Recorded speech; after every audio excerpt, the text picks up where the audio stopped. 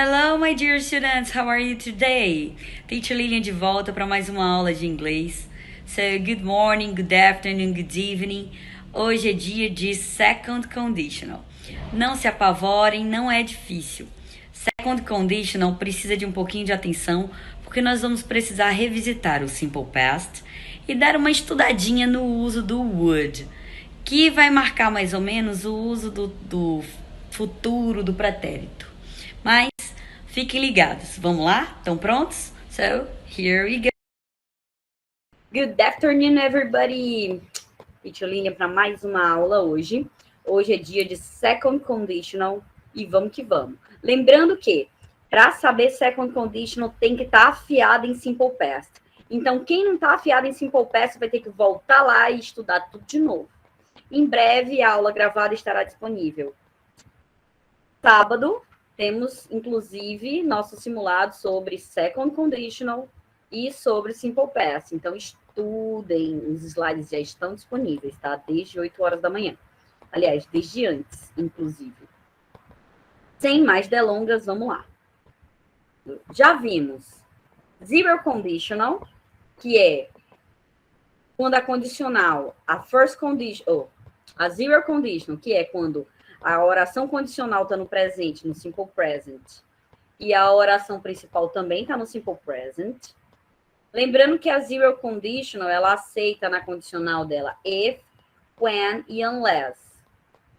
Nós temos a first conditional, que é quando a condicional dela está no simple present, e a principal dela está no simple future. E hoje temos a nossa second conditional. Então, vou já mostrar para vocês o segredo da second conditional. Também ainda vamos ver third conditional e a mista. Então, vamos ficar ligadinhos. O uso da second conditional é muito simples. Nós usamos para situações hipotéticas que não são verdadeiras ou possíveis no presente ou no futuro. Ou seja, coisas que não acontecem e nem vão. É totalmente hipótese, tá, gente? Então, a second conditional geralmente é para sonhar alto. É para a gente pensar em coisas que geralmente não aconteceriam. A second conditional, como qualquer outra condicional, ela vai ter a mesma forma. Ela vai ter uma oração condicional e uma oração principal. Se a oração condicional vier na frente, a gente vai separar a condicional da principal por vírgula. Se a principal vier na frente, a gente sabe que a condicional começa quando tem um elemento condicionante. No caso, if, que significa se. A oração condicional, ela sempre vai ter um if, um sujeito, e o verbo que vai estar no simple past. Então, o simple past vai ser necessário para a oração condicional. Para a oração principal, eu vou usar um verbo modal chamado would. O would, assim como o will, ele determina futuro. Só que o will, ele é o simple future, é o futuro do presente. O would vai ser uma espécie de futuro do pretérito. Ele vai determinar o tal do faria, cantaria, viajaria. Então, seriam coisas hipotéticas, futuro do pretérito. Então, o would, ele marca isso. Só que não existe um tempo verbal em inglês para a gente chamar esse futuro do pretérito. Mas a gente usa o would para marcar isso. Até aí, tudo bem? Second condition, alguns exemplos, tá? Então, if I had money, I would take my dream vacation. Então, vamos lá. A gente começa com a condicional. Por que eu sei que é condicional? Porque a estrutura da condicional começa com if, vai ter um sujeito que é I, eu.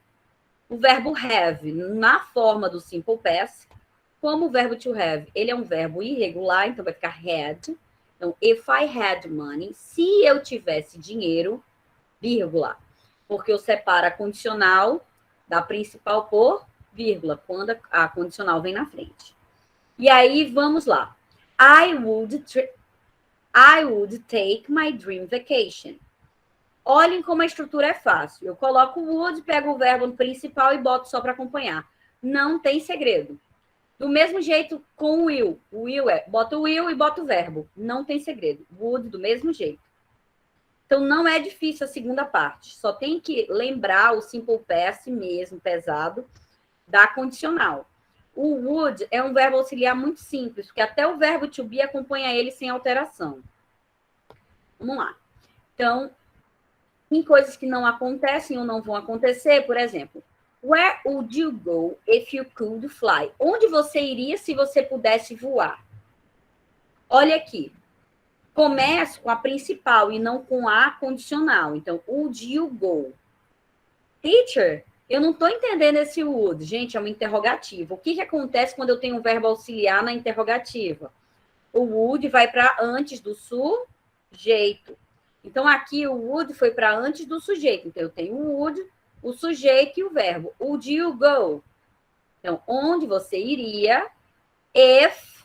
Aí, vamos lá, comecei a condição. Então, a condicional começa com if. If you could fly. Could vai ser o verbo can no simple past. E também é um verbo irregular. Então, can, que é o verbo poder, vira could. Então, onde você iria se você pudesse voar? A pergunta em si já é totalmente viagem, assim. A gente sabe que a gente nunca vai poder voar feito Superman.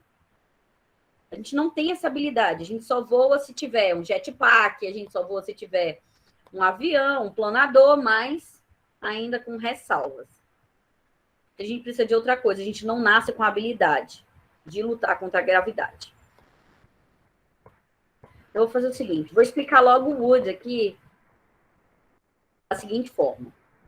Ó, na forma afirmativa, vai ficar o sujeito, o would e o infinitivo do verbo principal sem o to. Então, por exemplo, eu vou ter aqui I would wait for you at the college. Eu esperaria por você na faculdade. Então, eu boto o would e boto o verbo bonitinho, sem nada, sem nenhuma alteração. She would be at home. Ela ficaria em casa. Então, would com o verbo principal, na forma afirmativa, sem segredo. Forma negativa, sujeito, would e o not, mais o infinitivo do verbo. Então, lembra, verbo auxiliar, ele carrega tudo. Então, o verbo auxiliar, would, ele vai carregar a partícula de negação. Então, would not, a forma contraída vai ficar wouldn't. Então, Rachel wouldn't come. Rachel would not come. Eu vou pegar o would, o not e o verbo no infinitivo normalzinho, sem alterar ele. Então, a forma contraída é wouldn't. Rachel wouldn't come. He wouldn't go with us. Ele não iria conosco. He would not go. Então, na negativa também não tem segredo. É só o verbo auxiliar que determina o tempo e o outro verbo. Se está na negativa, tem a partícula de negação. E na forma interrogativa, o would ele muda de lugar. Ao invés de ficar depois do sujeito, o would vem para frente do sujeito. Então, vai ficar would, o sujeito e o verbo principal sem alteração. Então, would he travel abroad? Ele viajaria para o exterior? Where would you spend your vacation? Onde você passaria suas férias? Então, vocês veem que o would, ele troca de lugar com o sujeito. Do mesmo jeito, é um verbo auxiliar como qualquer outro. Acontece a mesma coisa com todos os verbos auxiliares. Sempre eles vão trocar de lugar com o sujeito em caso de interrogativa. Na forma negativa, o verbo auxiliar é quem carrega a partícula do not. Então, assim, gente, basicamente o would é isso. É igualzinho o will. Sem tirar nem pôr. E o verbo to be respeita o would. Então, ele não se altera. Ele vai ficar igualzinho na forma dele. Não vai ficar would are, would were. Não, é would be, acabou. O verbo to be fica be e não tem negociação. Então, ele também é muito fácil. Não tem muita alteração. É would ou would not. Tá, vamos lá. Revisando o simple past para a nossa condicional. Muito importante a questão do verbo to be, porque é o seguinte, o verbo to be ele tem duas formas, was e were. No caso de I, ele usa I was para um tempo verbal do simple past normal. Então, I was a good girl. Eu era uma boa garota. I was a good girl. Agora, quando eu boto ela na condicional, quando eu traduzo, não fica eu era uma boa garota. Vai ficar if I were a good girl. Se eu fosse uma boa garota. Então, assim, até a conjugação verbal vai mudar. Por isso vai ficar I were e não I was, tá? Então, na condicional, o I sempre vai ser were. Então, if I were you, se eu fosse você, I would travel, eu viajaria. Vejam que eu boto would e só o verbo travel de boa na lagoa. Então, o was vai ser usado na condicional só para he, she ou it. Então, he was, she was, it was. O I, we, you e they vai ser were. Da mesma forma que na negativa vai ser weren't e wasn't. Que é were not e was not. Lembrando que no simple past, os verbos ou eles são regulares ou são irregulares. No caso dos verbos regulares, basta a gente acrescentar ed. Se o verbo já termina com e, eu só acrescento d. E fica como love, como save. Fica love, eu só acrescento d, então loved. Save, acrescento d, saved. Verbos que terminam com y. Atenção, verbo que termina com y é o seguinte. Se antes do y tiver vogal, como play, então, verbos como play, que é P-L-A-Y, então, antes do y tem um A. Se é um A, é vogal, então eu só acrescento D. Agora, um verbo como hurry, cry, eu tiro o y e coloco o IED.